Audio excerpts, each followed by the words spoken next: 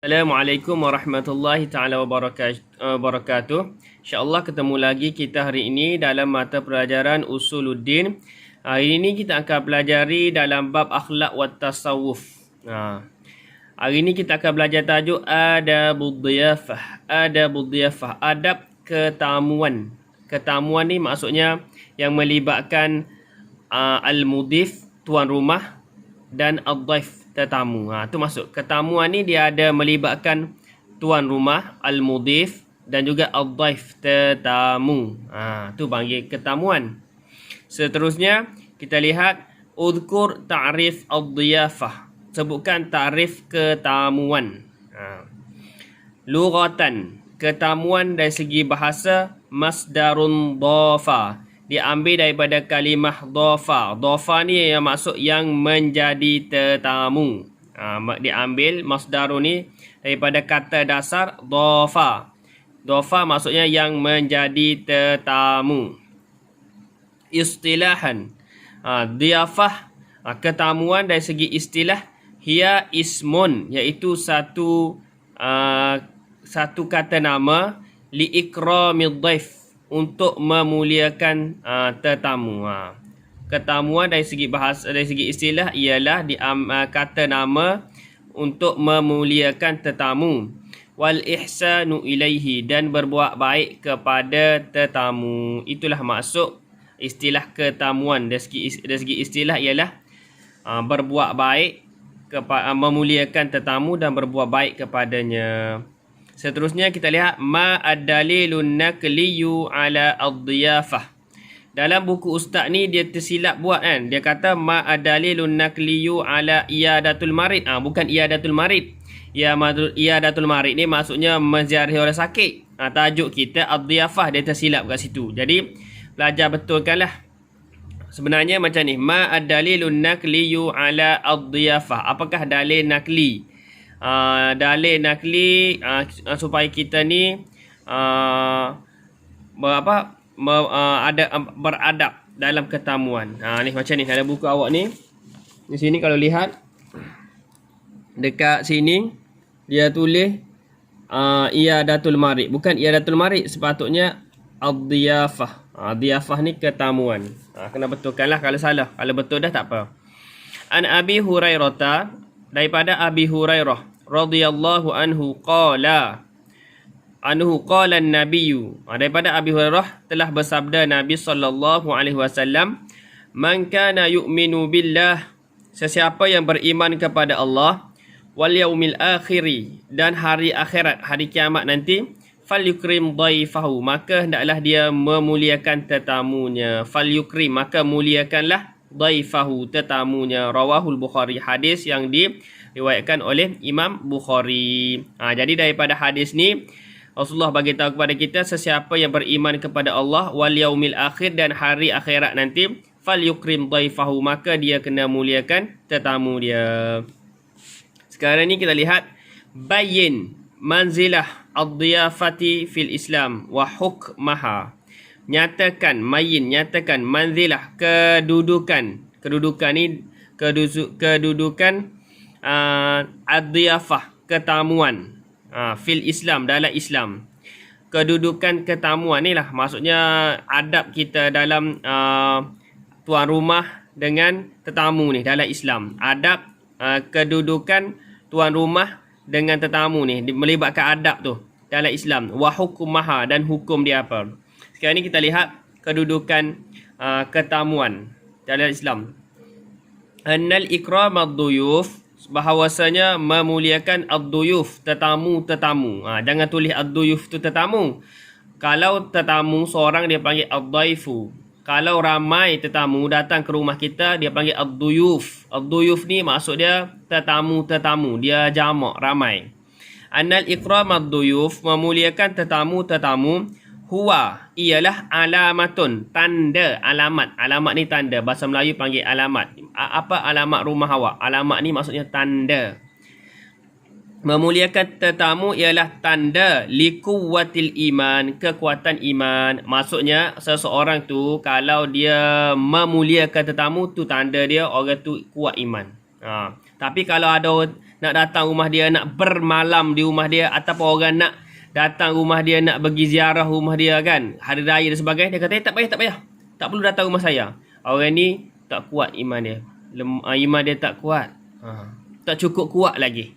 Kalau orang betul-betul kuat iman dia tahu memuliakan tetamu ni satu benda yang akhlak yang sangat dituntut dalam Islam. So orang memuliakan tetamu tu tanda dia kuat iman dia. Seterusnya hukmaha, hukum memuliakan tetamu ni. Hukum maksudnya hukum kita ni menerima tetamu ni. Hukmuha sunnatun. Sunat maksudnya kita melayan tetamu datang ke rumah ni sunat hukum dia. Boleh? Layan ni maksudnya kita sediakan makanan, minuman kan. Kita layan dia kalau dia datang hari lah. Kalau dia bermalam, kita layanlah dia. Kita layan dia, kita sediakan tempat tinggal kepada dia. Berapa hari? Selama 3 hari. Paling lama 3 hari. Tu. Kita kena sediakanlah. Sebenarnya isyrah adab ad-daif wal mudif. Jelaskan adab ad-daif, adab tetamu, wal mudif dan tuan rumah. Ad-daif tetamu, al-mudif tuan rumah. Okey, ada adab dia. Apa dia dalam Islam ni? Tetamu ada adab dia kena jaga. Tuan rumah pun ada adab dia. Masing-masing kena jaga adab. Boleh? Islam ni agama yang sempurna. Bermula daripada bangun pagi sampai ke tidur malam, semuanya ada adab. Boleh tak? Jadi kita sebagai Islam, apabila kita belajar adab ni, yang penting kita kena amalkan. Boleh? Barulah hidup Islam tu nampak elok. Orang bukan Islam, dia tidak pandai baca Quran, dia tak pandai baca hadis, tetapi dia lihat akhlak kita. Kalau akhlak kita baik, maka dia akan tertarik pada Islam. Macam tu. Tapi kalau akhlak kita buruk, dia akan jadi pandangan dia negatif. Jadi sebagai Islam, kita kena ni lah, tunjuk akhlak yang terbaik lah. Boleh? Seterusnya, ada yang pertama, min adabi dhaif. Setengah daripada adab tetamu. Ni kita cerita mula-mula tentang tetamu dulu. Yang pertama adabul ijabah. Adab menerima jemputan. Alla yumayyiza al-ghaniyya anil faqir. Alla yumayyiza, tidak membezakan al-ghaniyya anil faqir, orang kaya dan juga orang miskin. Maksudnya tuan rumah tu tidak jemput. Maksud kata kalau dia buat majlis ni untuk kawasan ni, khemah ni untuk orang kaya, khemah ni untuk orang miskin. Bukan macam tu. Jadi kalau dia sama je, orang kaya ke orang miskin ke, duduk satu khemah je, sediakan makanan apa semua, buffet, kita ambil sendiri. Maka kalau dia tidak membezakan macam tu, maka kita pergilah. Boleh tak? Ni tetamu ni, kita pergilah. Tidak membezakan. Tuan rumah tu maksudnya la yumayyiza al-ghaniyya anil faqir. Maksudnya tidak dibezakan orang kaya dengan orang miskin. Maksudnya majlis tu tidak ada beza. Sama je semua. Maka kita kena pergi. Kena ijabah ni maksudnya adab. Ijabah ni adab menerima jemputan. Maka kita kena terima jemputan. Kita kena pergi. Kecuali kalau dia ada bezakan. Jadi kalau kita pergi, kita akan rasa macam hina. Kita akan rasa rendah diri. Maka baik tak payah pergilah macam tu. Boleh?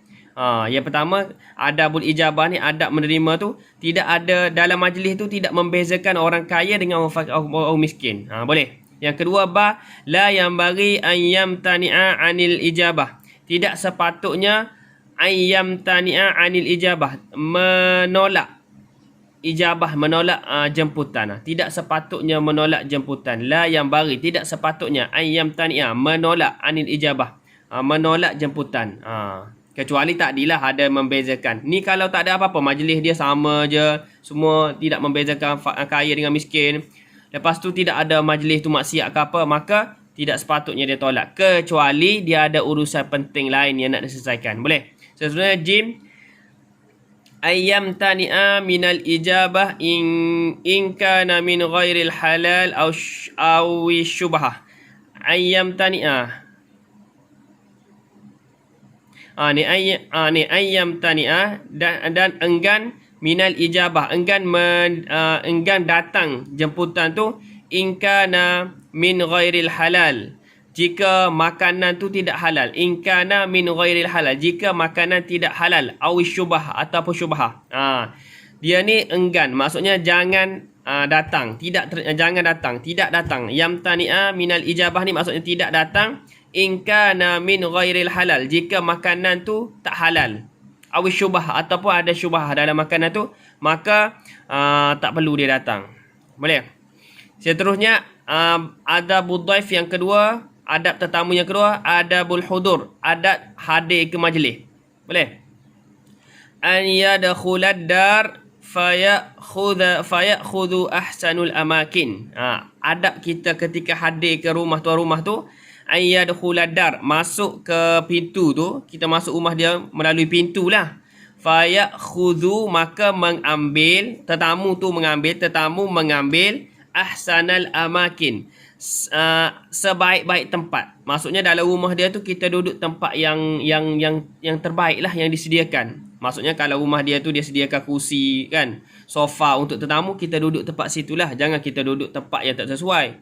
Contohnya kita duduk tempat depan pintu ke, jadi dia nak lalu lalang ke payah sebagainya. Jadi kita duduk yang terbaik. Kita rasa kita pergi rumah orang tu, dia kata silakan masuk. Sebab kemudian dia tengok, dia kata duduklah. Bila dia suruh duduk tu maksudnya tempat tu sesuai lah, maka kita duduklah situ. Tu maksud dia. Yang kedua, la yajlisa fi maqabalatil babil hujrah allati takhassasa lin nisa.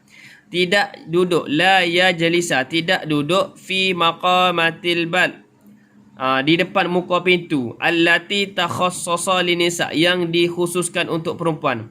Contohnya kita masuk rumah orang tu kan, lepas tu dia ada satu katalah ruangan untuk perempuan lah. Ni katalah ni ruangan laki, ni ruangan laki, ni ruangan perempuan. Maksudnya kita jangan duduk dekat dia, macam lah katalah ruangan laki, ruangan perempuan, tengah-tengah ni kita ada pintu lah untuk pergi masuk kan, betul tak? Jadi jangan kita duduk dekat pintu ni.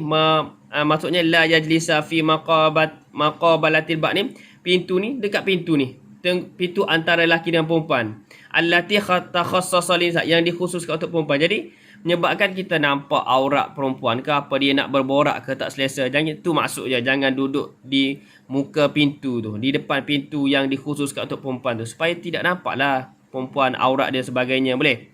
Seterusnya, ayyahdura al-majlisa wa in kana sha'iman. Yang ada hadir yang ketiga, ayyahdura, hadir. Ayyahdura ni maksud hadir al-majlisa, hadir majlis, wa in kana sha'iman, walaupun berpuasa. Maka adab kita sebagai tetamu apabila kita menerima jemputan ni, kita hadir walaupun puasa. Maksudnya kita hadir puasa supaya apa? Supaya tuan rumah tu tak terasa hati yang kita. Tak makan pun tak apa, tapi kita hadir juga. Tapi kita bawa lah kawan kita ke, contoh. Jadi kawan kita lah mewakili kita makan. Macam tu. Boleh?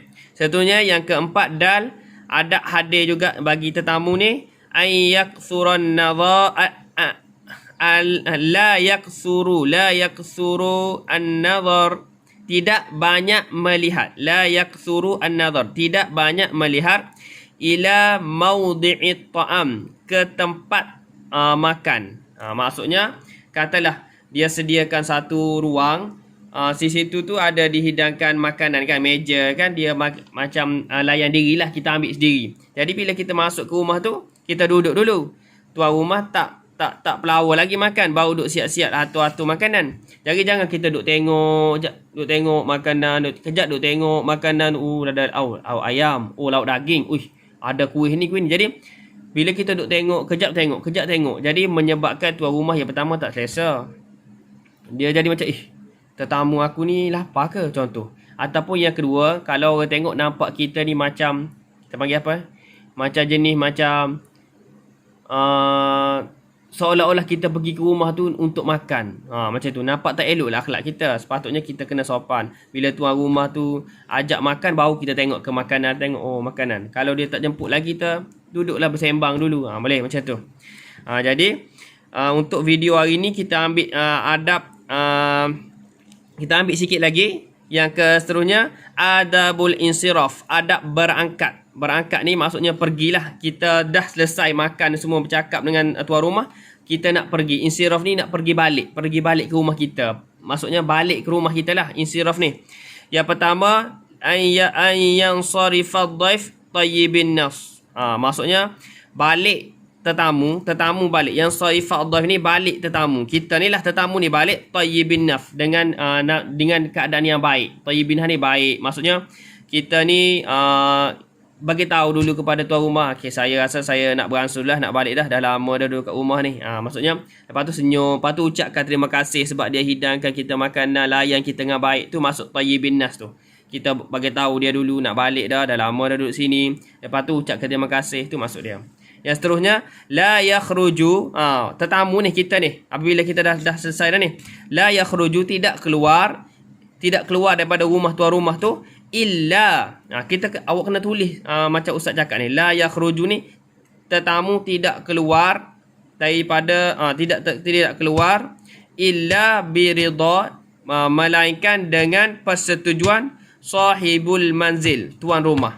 Tetamu tidak keluar, tulis macam tu, tetamu tidak keluar illa biridha, melainkan dengan persetujuan sahibul manzil, tuan rumah. Maksudnya kita minta izin dulu ya. Lepas tu dia kata tak apa, okey, terima kasih sebab datang, tuan rumah kata okey, tak apa, okey. Dia pun iring kita ke pintu, biasanya macam itulah. Jadi kita pun keluar. Jangan kita selesai makan, tuan rumah duduk kat dapur kejap kan, duduk kemas-kemas sikit, apakah kita pun tuh balik. Bila dia keluar tengok kita dah tak ada dah. Jadi tak ada adab lah. Maksudnya kita bagi tahu dia dulu nak keluar dan nak balik ni. Lepas tu dia kata okey, silakan.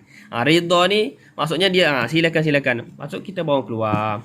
Jadi untuk pembelajaran hari ini, untuk adabud dhiyafah, adab ketamuan, kita akan belajar sampai adab ad-dhaif, tetamu dulu. InsyaAllah esok untuk adabul mudif, esok kita akan sambung lagi insyaAllah. Assalamualaikum warahmatullahi taala wabarakatuh.